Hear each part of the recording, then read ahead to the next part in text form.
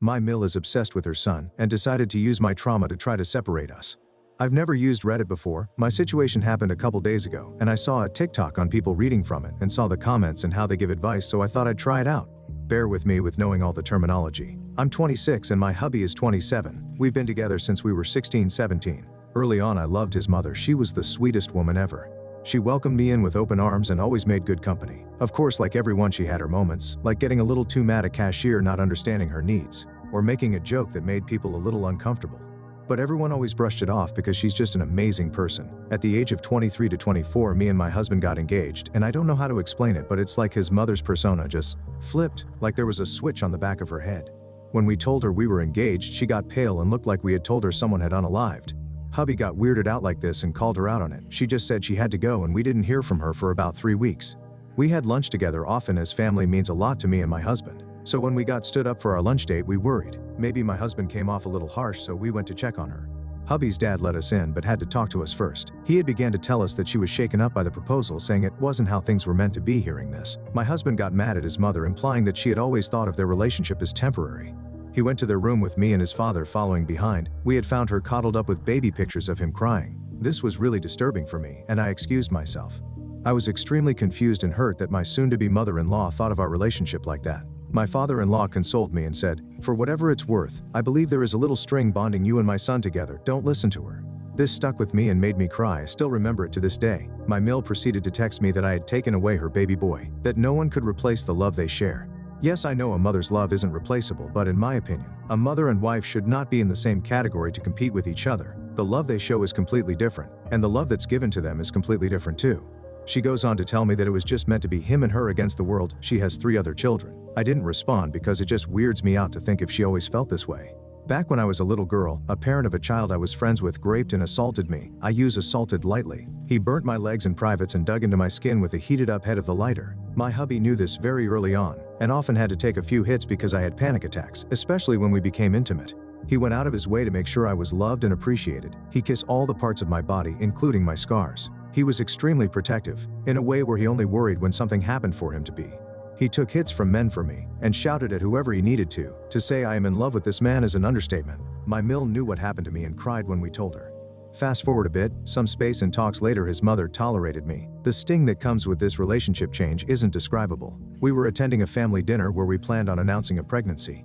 We had cooked words into the food saying who each person was going to be, e.g., "You're my auntie." Most caught on, my little niece caught on first, and then my Mill. She became silent, which we thought was for the better, honestly. After we ate and were just talking, she chimed in asking, "Is it really my son's baby?" Before I could say excuse, my husband yelled it instead. My Mill says that due to me letting another man touch me, how is she sure I wasn't weak enough to let it happen again? While my husband was arguing with her, I just got up and left. My husband ran after me, cussing his mother out. My Phil left too. People soon started saying they had to go as well, as it was getting late. It was 6:30. I later got a message from my mother-in-law getting mad at me for leaving and embarrassing her. I don't think I was wrong for what I did, but I am starting to think maybe I should have just stayed and left more appropriately. Edit, because I can't keep up with all the lovely comments.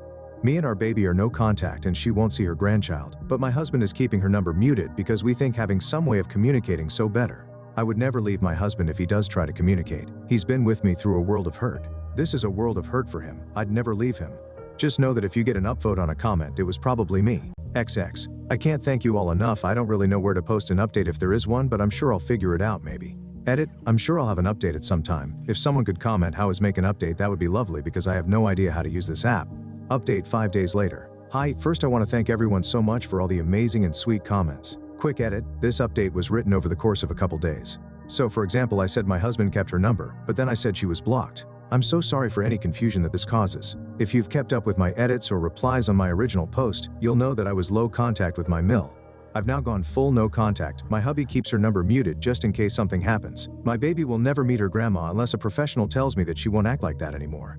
I know some of you think I should divorce my husband if he doesn't go full NC. Respectfully, that's some advice I won't listen to. He has been through so much with me, and to leave because he has to make a hard decision isn't what I agree with.